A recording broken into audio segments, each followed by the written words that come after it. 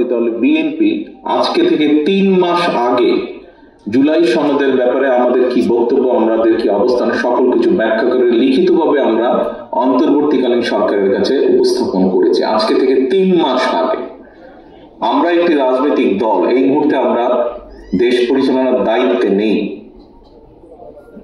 রাজনৈতিক দল হিসেবে আমাদের কাছে 3 মাস আগে যখন সরকার চেয়েছে, বর্তমান সরকার আমরা তাদের কাছে দিয়ে দিয়েছি, পরিষ্কারভাবে লিখিতভাবে উপস্থাপন করে দিয়ে দিয়েছি আমাদের মতামত, আমাদের বক্তব্য, আমরা কি বলতে চাই, কি বোঝাতে চাই। এই সম্পূর্ণ বিষয়টি এখন সম্পূর্ণভাবে বর্তমান অন্তর্বর্তীকালীন সরকারের কাছে। রাজনৈতিক অবস্থান থেকে আমরা হয়তোবা এইভাবে জিনিসটাকে দেখব, যখন আমরা দেখছি যে কোনো কিছু বা কোনো আইডিয়াকে ফ্লোট করার চেষ্টা করা হচ্ছে অথবা কোনো কিছুকে লুকানোর চেষ্টা করা হচ্ছে, তখনই আমরা খেয়াল করছি কিছু কিছু নন ইস্যুকে ইস্যু তৈরি করে একটি বিভ্রান্তির চেষ্টা করা হচ্ছে। আপনাদের সকলের সামনে এবং আপনাদের মাধ্যমে পুরো দেশবাসীর সামনে পরিষ্কারভাবে আমি বলতে চাই, দেশটি কোনো কারো একক না, কোনো রাজনৈতিক কোনো একক দলের না, দেশটি সমগ্র বাংলাদেশের মানুষের, এই 20 কোটি বাংলাদেশের মানুষের দেশ এই বাংলাদেশ। কাজেই 20 কোটি মানুষের কাছে আমার আহ্বান থাকবে, যেহেতু এই দেশ আমাদের, দেশ রক্ষা করার দায়িত্ব আমাদের, কাজেই এই দেশকে নিয়ে আমাদের সকলের ভাবতে হবে।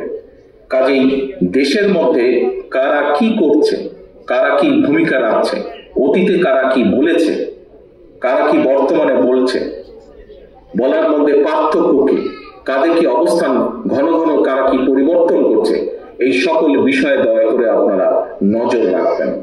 আবারও আমি আমাদের আজকের সভাপতির বক্তব্যে সেই কথাটি তুলে ধরতে চাই।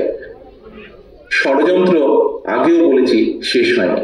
সভাপতির সাথে সুর মিলিয়ে একই সুরে বলতে চাই, ষড়যন্ত্র কিন্তু আরো শুরু হচ্ছে, আরো জোরে সোরে শুরু হচ্ছে।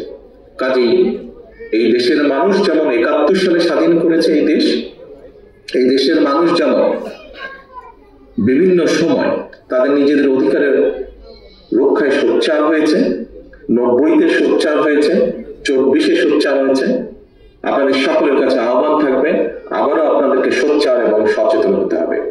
কারা কিভাবে ষড়যন্ত্র করছে, কারা কিভাবে বিভিন্ন কথা বিভিন্ন সময় বলছে এবং ক্ষণে ক্ষণে অবস্থান পরিবর্তন করছে, এই সকল বিষয়ে আপনাদেরকে সচেতন থাকতে হবে।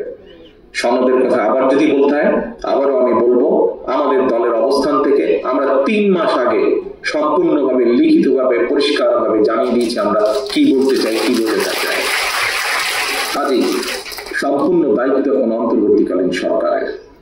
তারা কতটুকু কি করবে না করবে, কাদেরকে নিয়ে কি করবে না করবে, সেটি তাদের ব্যাপার। এখানে আমাদের আর কোনো কিছু বলার নেই, বক্তব্য নেই, আমরা তো উপস্থাপন করেই দিয়েছি। আমরা যদি দেশ পরিচালনার দায়িত্বে থাকতাম, অবশ্যই আমরা প্রশাসনকে কঠোরভাবে সকল কিছু পরিচালনার নির্দেশ দিতাম, কিন্তু আমরা এই মুহূর্তে দেশ পরিচালনার দায়িত্বে নেই। কাজেই আপনারা নিজেরই অনেকে বক্তব্য বলেছেন, প্রশাসনের মধ্যে এখনো বিগত স্বৈরাচারের ভূত লুকিয়ে আছে।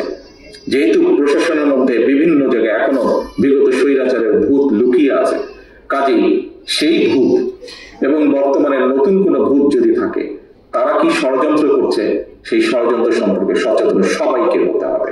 যদি আমরা সচেতন না হই, এই দেশকে টিকিয়ে রাখা মুশকিল হবে। ধন্যবাদ।